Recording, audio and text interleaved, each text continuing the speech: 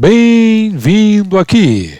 Hoje seguimos com os nossos vídeos educacionais. A pedido de um dos nossos colaboradores, nós vamos falar sobre a ausência de tag-along para aquelas ações preferenciais. Em particular, a solicitação foi para a ISA-CETEP TRPL4. Sem tag-along, será que é uma boa ingressar no papel? Mas antes de irmos adiante, eu peço para você que é novo no canal ou que já circulou pelo canal que considere a sua inscrição. Ao final do vídeo, deixe seu like, mas também se entender o seu dislike nos faz orientar melhor o conteúdo. Deixe a sua pergunta, faça o seu comentário para que eu possa trazer o conteúdo ajustado ao que você pede aqui no canal e aperte o sino para receber novos vídeos assim que eu estiver postado. Então, o nosso conteúdo de hoje vem do nosso colaborador, o Jonas Francisco, e ele pediu um vídeo explicando a falta de tag-along da TRPL4 e os riscos que isso traz para o investidor.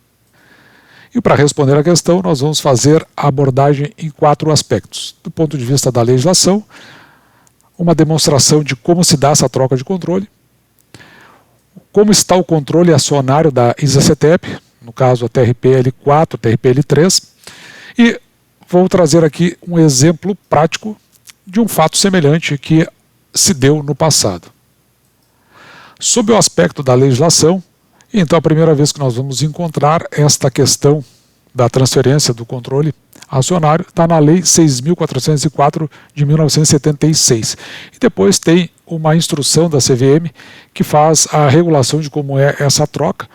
Ela é a instrução da Comissão de Valores Mobiliários, número 361 de 2002. E por fim, isso tudo não se completa. Ainda a empresa pode avocar para si uma distribuição ou um emprego mais ajustado de um tag-along para as ações que lhe pertencem. Onde lhe pertence aqui significa aquelas que fazem parte da companhia.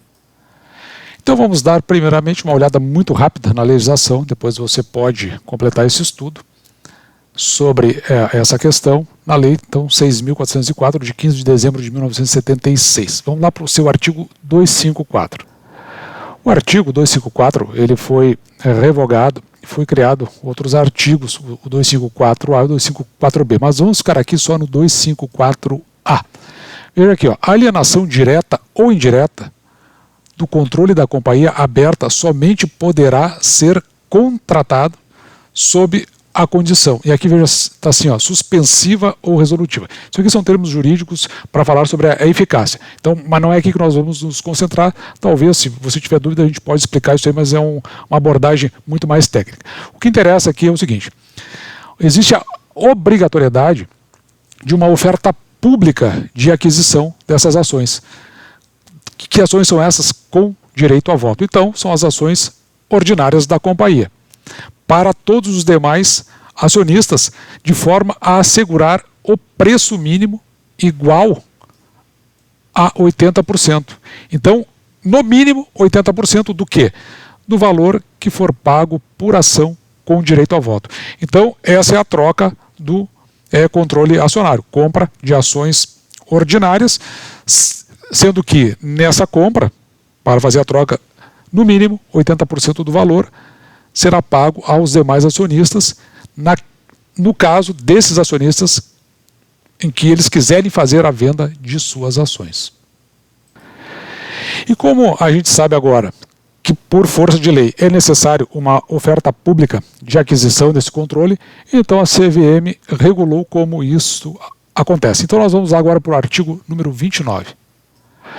Então, olhando aqui para o artigo 29, observe que a oferta pública de aquisição por alienação e controle da companhia aberta será obrigatória. Então, na forma da legislação, lá no artigo 254A, da lei que nós vimos agora há pouco, de forma direta ou indireta do controle da companhia, e terá por objeto todas as ações de emissão da companhia, às quais seja atribuído o pleno e permanente direito a voto. Então veja que é pleno e permanente, porque às vezes tem a condição do voto, vamos dizer assim, ele tem uma duração por um tempo determinado, então ela é só enquanto for para um determinado caso. Um voto transitório, então esse aí está fora, tem que ser pleno e permanente, ou seja, são de fato as ações ordinárias. E agora vamos para o parágrafo 4º deste artigo. E aqui no parágrafo 4º fica claro. Parágrafo 4º, então, é o que se entende por alienação de controle da operação. Então, é qualquer uma dessas que está descrito logo a seguir, pelas quais um terceiro, então tem que ser um outro, pode ser pessoa física, pode ser pessoa jurídica, ou um conjunto de terceiros, representando o mesmo interesse, adquira o poder de controle da companhia. Ou seja, alienação aqui nesse caso entende-se justamente por isso, a transferência de controle da companhia. E depois existem outras regulamentações ou até outras possibilidades justamente para a oferta pública de aquisição, como por exemplo essa, em que aquele que está fazendo a oferta de aquisição da companhia, ele pode ainda oferecer prêmio, o equivalente, e esse prêmio aos demais possuidores de ações ordinárias, que pode ser aqui, como você pode ver, esse prêmio, um mínimo da diferença entre o valor de mercado das ações e o valor pago por ação. Então, ainda existem essas facilidades. O bom é você tomar bastante conhecimento sobre o que acontece aqui nessa questão do regramento das ofertas públicas de aquisição, para que você possa ter o mais perfeito entendimento de como se sucede esse processo de troca de controlador. Assim, nós temos então a lei das SA, que dá o geral sobre a questão da troca de controlador, uma instrução da CVM que diz como é que isso tem que ser feito, e o detalhamento ou as consequências de uma eventual oferta pública de aquisição, com previsões para os acionistas dentro do estatuto da empresa. Vamos ver um caso que pode acontecer do ponto de vista estatutário. Eu vou pegar aqui o caso do Estatuto Social do Banco do Estado do Rio Grande do Sul, do Banrisul, e vamos descer aqui para a gente dar uma olhada no artigo 9º desse estatuto, como é que está à disposição lá. E aqui eu queria que você observasse o que segue. Veja que o artigo 9º, ele faz referência às ações preferenciais de classe B. E, então, por força de estatuto, vão ser conferidos aos titulares das ações preferenciais de classe B os seguintes direitos. Então, quem tiver ação do Banrisul classe B vai ter direito ao que segue. Mais especificamente aqui, o direito assegurado nos termos do artigo 85 desse estatuto. Vamos dar uma olhada lá no artigo 85. E aqui, então, no artigo 85, nós vamos dar uma olhada um pouquinho mais aqui embaixo, que é a parte que nos interessa para fins desse estudo. Observe aqui, assegurado o preço mínimo igual a 100% do valor pago por ação com direito a voto, no caso aqui de alienação. Onde a alienação, para fins deste artigo, implica em transferência do controle, ou implica não, é o que se traduz aqui, transferência de controle acionário da sociedade. Então, nesse caso, veja bem, quem for acionista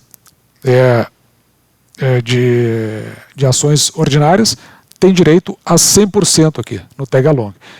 Como, pelo artigo 9º, quem tiver a preferencial classe B herda esse mesmo direito, então é assegurado 100% de tag-along para quem tem a ação preferencial classe B.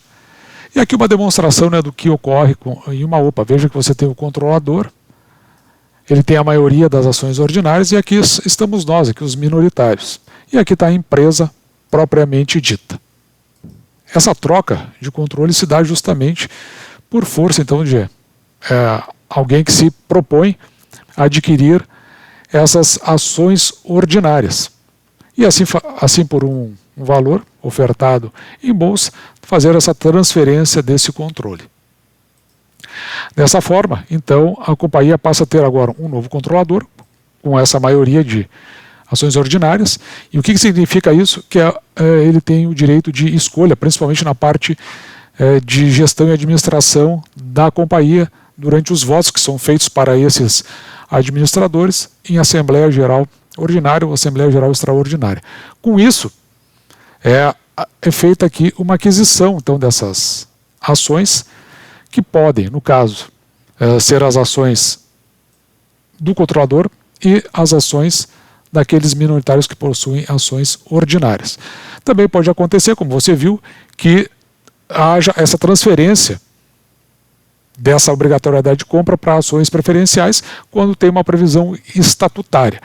Mas, de qualquer forma, qualquer que seja o ângulo que a gente verifique durante esse processo, você pode observar que a venda das ações é uma escolha, porque como é uma oferta pública de aquisição, é uma escolha do acionista que tem ações ordinárias, que tem aquela obrigatoriedade mínima de receber 80% do valor, ele fazer a venda, ou, por outro lado, no caso das preferenciais, se tiver uma previsão estatutária, é uma escolha do acionista fazer ou não a venda. Ou seja, o que significa tag along? Que você pode fazer essa escolha de fazer a venda junto com o controlador que está fazendo a venda. Assim, que eu acho que precisa ficar bem claro, não é porque está trocando o controlador que você tem a obrigação de fazer a venda de suas ações. Isto é uma escolha, você pode ir junto com o controlador que está fazendo a venda ou continuar, permanecer com suas ações. No caso, por outro lado, se não tem previsão de tag along para as preferenciais, o que acontece é o seguinte: quem está comprando não tem a obrigação de fazer a oferta para você que possui ações preferenciais, mas ele é obrigado a fazer oferta para quem tem ações ordinárias, pagando no mínimo 80% do valor da ação na oferta. E como é o caso da distribuição das ações da ISA-CTEP, que é o objeto dessa pergunta. Você pode observar aqui, ó, dentro do RI da companhia, do site de RI da companhia, que ela possui 89,5% das ações ordinárias.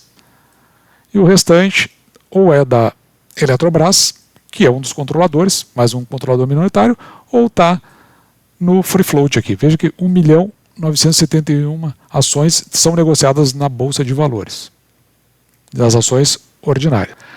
No caso das ações preferenciais, observe que a ISA-CTEP tem apenas 1,28%, os outros 98% das preferenciais são negociados na Bolsa de Valores, 52% pertence à Eletrobras e 46% estão no free float. E se você notar aqui, a quantidade de ações ordinárias da companhia, 257 milhões, frente a 400 milhões de ações preferenciais. Elas são muito mais, tem muito mais ações preferenciais. Mas o que interessa para esse caso aqui são as de votos.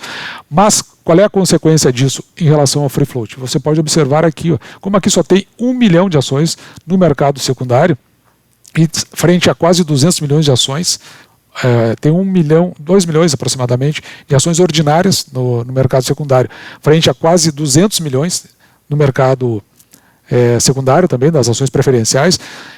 Isso aí é quase 100 vezes mais. Você nota qual é o fator que decorre disso? É que evidentemente que as ações ordinárias vão ter uma liquidez menor, com uma tendência de ter uma separação de valores das ações preferenciais, porque, claro, como elas são em maior quantidade, elas vão ser negociadas, vão ter uma liquidez maior e, por conseguinte, até uma flutuação maior. Onde flutuação aqui entenda-se como volatilidade da ação. E agora vamos a um caso prático, que nós já falamos sobre ele em vídeo anterior. Observe que isso aqui é uma notícia da Folha de São Paulo, ela é de 4 de março de 2004, e aqui a Interbrew, ela adquiriu o controle acionário da Ambev. Então, lá tinha ações ordinárias, preferenciais, não tinha tag along nas preferenciais, e ainda tinha uma unit lá. Então, vamos ver o que aconteceu nessa troca de controle acionário.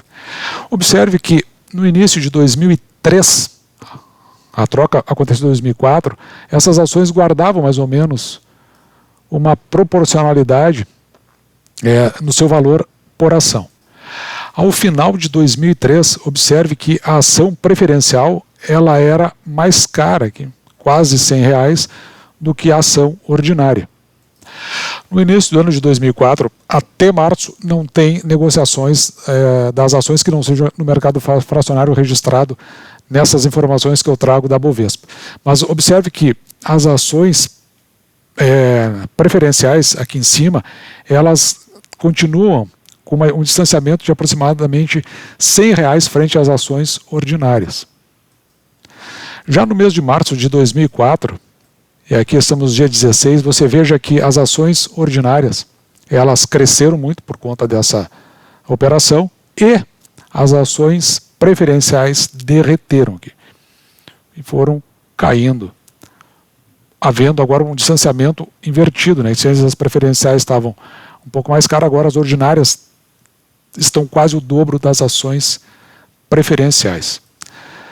No dia 25/5, veja aqui que a preferencial estava cotada a 551, enquanto que a ordinária estava cotada a 1130, então mais do que o dobro agora, a ordinária em relação à preferencial. E se você for atrás de notícias, você vai verificar que nesse período aqui, o que mais instabilizou durante essa compra e aumentou esse distanciamento entre as ações foi justamente o fato de que as ações preferenciais não tinham tag along. E essa queda, olhando para esses dados aí, para mim sinalizaria de pronto uma oportunidade. Se eu fosse acionista da empresa, se eu conhecesse o projeto, né, eu falo tendo entendido a empresa como um projeto, me parece que seria uma oportunidade de aquisição de novas ações preferenciais.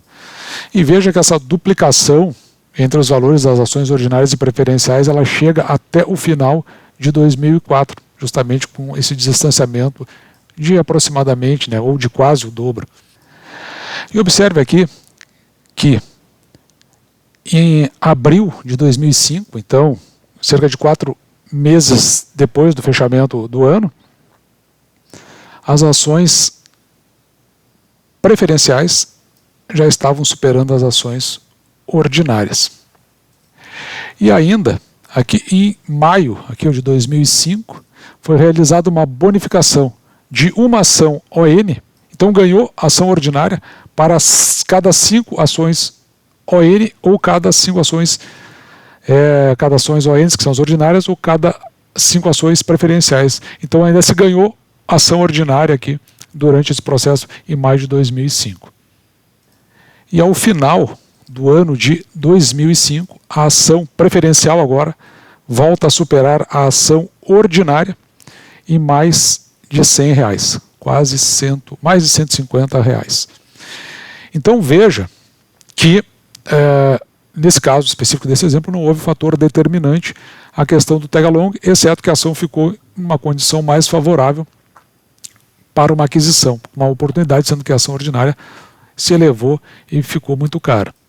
E agora voltando para o âmago da questão, que é qual o risco que o investidor tem em função da ação não ter tag along. Na verdade é assim, o risco não é mensurado no tag along, porque o problema do tag along é se o controlador que vai adquirir a companhia tem uma reputação ruim, então você não quer aquele controlador, porque se você olhou a companhia, você olhou a empresa, você dimensionou o risco, você entendeu o projeto, do jeito que a gente faz aqui no canal, na verdade, se o controlador que virá é equivalente ao que está saindo, não vai fazer diferença nenhuma. Se o controlador que vem tem má reputação, bom, então aí você precisa ficar muito atento se ele não vai fazer sucumbir a empresa, porque de repente está trazendo novos métodos de administração, de gestão, que possam trazer prejuízo para a companhia em função de atos pregressos.